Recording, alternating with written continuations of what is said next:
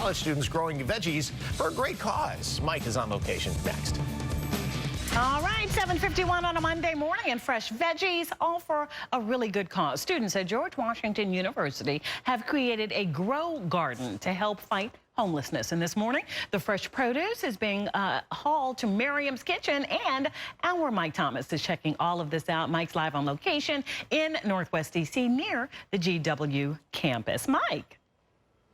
Hey, good morning, Allison. Yeah, we're taking you on a journey here today with what you can expect or what happens with the produce growing here. Because, look, we're on a busy city street. There's high-rises are as high as it gets for Washington, kind of downtown here right behind me. You would never guess that you'd come upon a garden kind of right here in downtown D.C. And it's the GWU students here that kind of make it happen on their own time as best they can.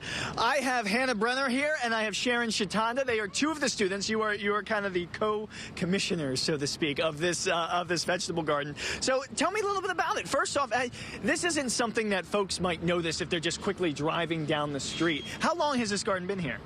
Yeah, we've been here since 2009. 2009. So this is our 10th year. Yeah. Okay, and then what is it? So this garden serves a very special purpose. What is the purpose of this garden? So we like to create a community space for all people at GW and in Foggy Bottom, and we grow produce for Miriam's Kitchen. Okay, and is this completely student? Is this for a class? Is this something that professors come out and run, or is this 110% student volunteers? Well, we're housed under the Office of Sustainability at GW, but we're all run by volunteers. We have folks from the community who come out. Sometimes GW professors might come, but it's all volunteer-based and mostly students. All right. Well, of course, the most important part of any garden is what is it that we're growing. So we got to ask, what kind of vegetables or what kind of fruits and herbs are you growing here? We have everything: tomatoes, peppers, okra, squash, melons, chard, basil, apples. Yeah. And so this is something I don't think about much. Gardening in D.C. versus, say, I've been to many a farm in many of our local suburbs here, and of course farmers all have unique challenges no matter where they are. What would you say something maybe is unique about trying to get a garden going and maintaining the garden here in Washington, D.C.? Yeah, I think the space is, we try and make it inclusive for people who are walking by, but that also can be a challenge sometimes. We don't, it's not like completely our own space, and so maintenance in that way. And also there's challenges with the city. There's construction sometimes, things that we have to kind of navigate. But okay. Yeah. No, interesting, right? I mean, it's just things you wouldn't think about as just a gardener here downtown. So how many students do you guys are involved with this? Well, we usually have 10 to 15 students who come every week to help volunteer. A lot of the same, sometimes different, just really depends. And this is something, the fruits and vegetables and everything grown here goes to something very, very special, Miriam's Kitchen. Tell me a little bit about your partnership with them. Yeah, so since we started 10 years ago, we've been donating to Miriam's Kitchen. And so some of the produce that we donate goes to their kitchen to be used in meals, and some goes to folks who are housed in their permanent supportive housing program. So that's a really special partnership, and we really think of ourselves as here to support Miriam's as much as we're here for other things as well. Okay, and we're actually going to take this journey for you at home. We're going to take you along with us as you all have been out here all morning long working really hard, picking the fruits and vegetables, and we've got the wagon all loaded up. Shall we start our journey here? Is that all right? Yeah, let's go. All right, so guys, coming up the rest of the morning here, we're actually going to take these fruits and vegetables. We're going to go down to Miriam's Kitchen, which is not that far of a walk from here. It's kind of right down this block here around the corner. Students have worked so hard making sure this produce is nice and fresh and ready to go. And come on, let's do it. Let's head on down. Come on back at the 8 o'clock hour. We're going to bring it to you live from Miriam's Kitchen as we deliver the produce and we get things ready to help some of the needy folks here in Washington, D.C. We'll see you coming up at the 8 o'clock hour. Steve and Allison, I'll send it back inside to you. Back now at 8:21 on a Monday morning, and Miriam's Kitchen is a staple in the nation's capital with its farm-to-table service and mission to feed the homeless in the city. Well, now some local college students are joining that mission with an urban garden right in the middle of D.C., and Mike Thomas is there checking it out. He's live on location at George Washington this morning. Good morning, Mike. Yes, Steve and Allison, good morning to you as well. Hey, so we moved things over. We have now come from the grow garden, which is where the process sort of starts, right? You plant the seed and you grow things, and then you move things over to the kitchen, and you take those raw fruits, vegetables, herbs, and you give them to the lady in charge. This is Chef Cheryl Bell. Good morning to you, Chef. How are you? I'm great, thank you. Good. Nice to meet you. Thanks for having us out here at the Miriam's Kitchen. So this is where, here are the students once again delivering the fresh herbs and spices this morning.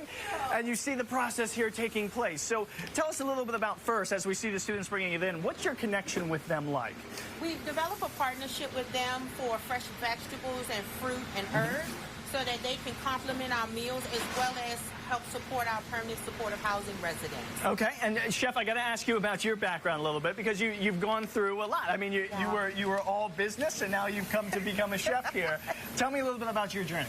Yeah, I started in corporate America, and then I came here and was a volunteer. And at the second time I was here volunteering, I realized this was my passion, and it was what I wanted to do. So as they like to say, I turned in my suit and heels for a chef coat and clogs, and I've been here ever since, and I've never looked back and regret what I'm doing. Incredible, incredible. All right, tell us a little bit about the menu here. We've just wrapped up breakfast. You got some breakfast trays here. So this morning we had our buttermilk pancakes that are made with AP corn and wheat flour, our home fries that are made from scratch with our fresh made peach compote. We always do a salad for them as well so that they have the ability to have their full nutritional value at each meal. And how many are you feeding each and every day here at Miriam's Kitchen? Anywhere from 300 to 350. Oh, wow. Okay. For breakfast and dinner. Okay. So they've just brought you in some fresh herbs and spices and vegetables and fruits. What are we preparing, I guess, for later today? I'm going to do you a Swiss chard and bell pepper omelet today. Oh, okay. So nice, fresh. Everybody's eating good here, that's for sure. Absolutely. Always. So with Miriam's Kitchen as well, it's not just about feeding. You do other programs. Absolutely. Tell me a little bit about those. Well, the meal is the gateway to the programs and the social services that we provide. It's always about getting people in the door so that we can try to figure out what it is that they need so we can get them into housing. So our goal is always about housing and supporting their needs in order to get to a place where we can guide them to their own home.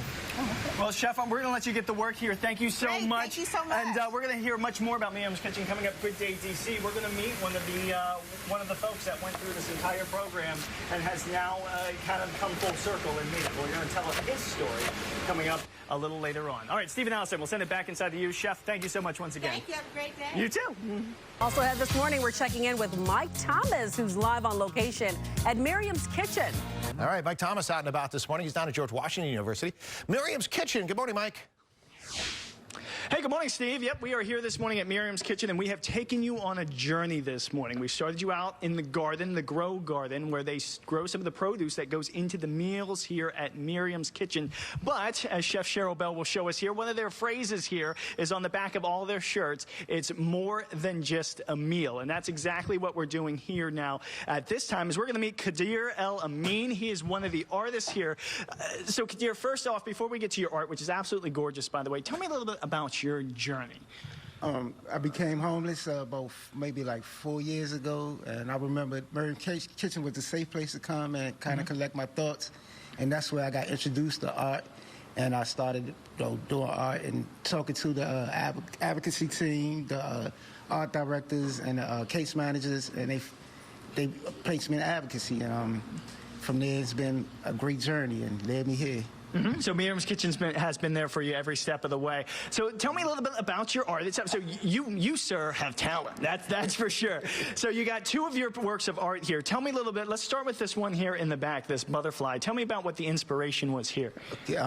My cousin actually asked me to paint a butterfly for her, but like my niece is my little butterfly. I always call her my butterfly, and that's what I painted right here. You know, a vision of her. Right, and it's gorgeous. So this is in dedication to your niece then. And then this one's a little bit more abstract. Tell me a little bit about this piece and what made you want to create this one. At the time, my thoughts was everywhere, and it was just like a confused mind, and that's basically what that is try to get all the thoughts, confusion out of my head and put it on paper. And it's a one-of-a-kind, right? Yeah, one-of-a-kind. And you folks at home, you can actually come out and buy some of this artwork. We're going to talk a little bit more about that in just a minute. I'm going to bring Chef Cheryl back in here for just a minute. He is what you would call a advocacy fellow, and you have this program here. Tell me a little bit about that program. The advocacy team has this program where you can apply to be an advocacy fellow for 6 months to 9 months.